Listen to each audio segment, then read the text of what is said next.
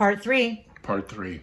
Okay, so part 3, I think we should talk a little bit more about how to act on set if you're in a small part. For me, the reality of being on set is it is such rarefied air to get those jobs. And the money, it's not like you get them every day, but when you are working especially on a big production, and you're making like $1,500 a day, like I think about that number. And I think about the kind of money my dad made or my mom made at their jobs. It's like they're paying me $1,500 a day, and that's without overtime to be here. You want me to stand here for 6 hours? It's fine. Yeah. For $1,500, I will stand here for 6 hours and wait for you to set the lights and do whatever you want me to do.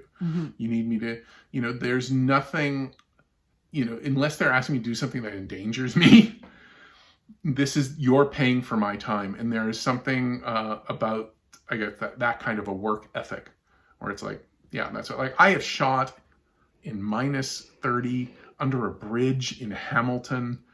And people are like, oh, so sorry. I'm like, I'm getting paid $1,500 a day. And that day I got paid $3,000 because of all the overtime that we had to do. Right. And I was shivering, and I was just, all I would say is like, is there a way I could get a hot coffee, please?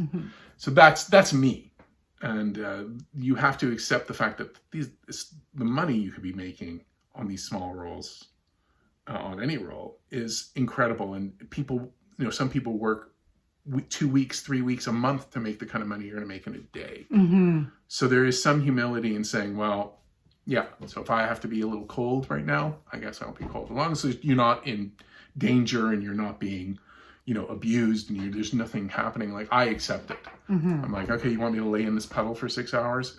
Could I at least have, you can ask the questions, could I have a bodysuit, like a waterproof or some bodysuit, hot shots, or things like that. Yeah. Those are the things. But ultimately, I find that they often, if you're super nice, they will, especially if you're super nice when you had your fitting, and especially costumes, because costumes really are just hoping, if you're in a small role, that this costume is going to fit you because they have so much to deal with the leads that they really don't want to spend too much time with people, the small roles. It took me a little while, but I finally got smart about it. I have a size 14 wide foot.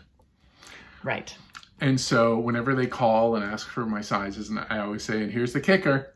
Yeah. And they say, oh, and I said, I'll bring a bag of shoes. And I do. I bring a bag of shoes, everything from dress shoes to work boots. Oh my and God, I bring them with me. You. I bring them with me, and I said, here you go. And and sometimes they've chosen them, sometimes they haven't. But I said, this isn't it. I've actually had people go, where do you go to buy shoes? And you have to, for me, I know that this is a problem, and that they don't want to be running around for a day and a half for a guy who's playing on one day. Yeah. So I said, whatever you guys need. Yeah.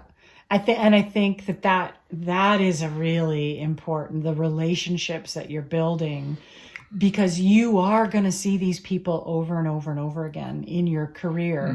You may not see them as much as you think, but sometimes you do. I mean, especially wardrobe and makeup and hair. And you don't, I find that makeup and hair, especially with small roles too, they just don't have a lot of time for you. And so they love me because there's not a lot. But you have a beard, and you have they have to put makeup on your head and stuff, and so knowing that they're usually pretty. Like, do you have any sensitivities and that sort of stuff? And I've never run into anybody who's been horribly rude or anything. Like, and in all honesty, for me, like I walk into hair and makeup and they just go, "You're good."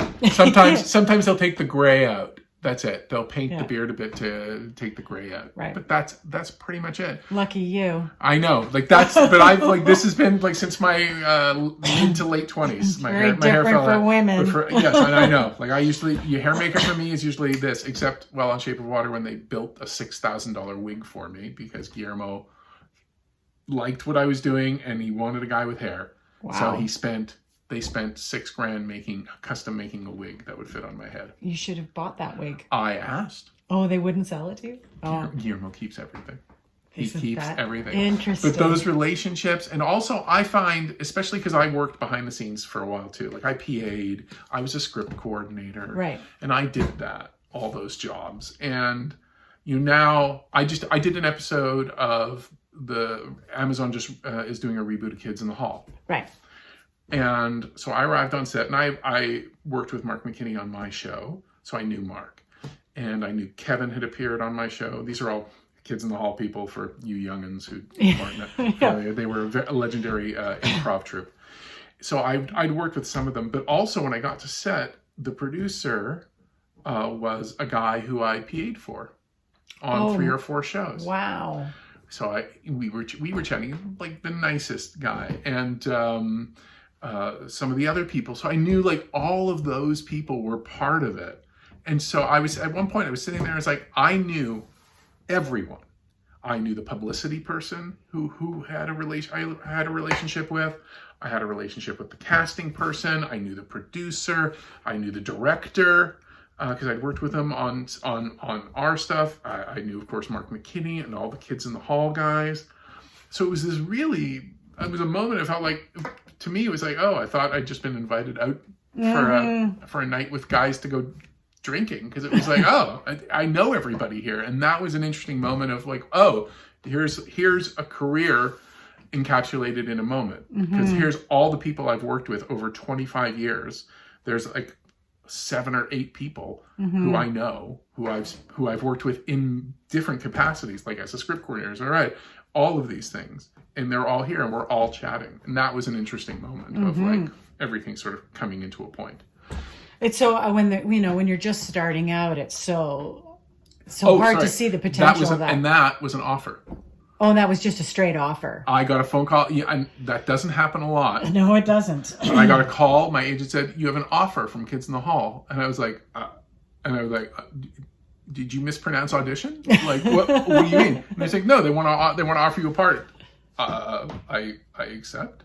I had no idea what it is, but I'll take it. Yeah, and that's only happened like twice. Yeah. Where someone's called and said somebody's offering you a And role. that's because of your connections and your work experience, and because they know that they can just give you the part. It happens more in theater. Yes. That you get offers like that because of the connections you've made over the years. And theater is good because it is a good way to bring it up, because in theater, when I was doing more theater, especially because I started in Vancouver, I knew everybody. So I had access to a lot of roles right out there. When I got to Toronto, I didn't know anybody, and no one wanted nobody, because there's 1,000 actors going for that role, and if Buddy is putting up a show, and he already knows the guys, you have to be something special for him to knock away his friends.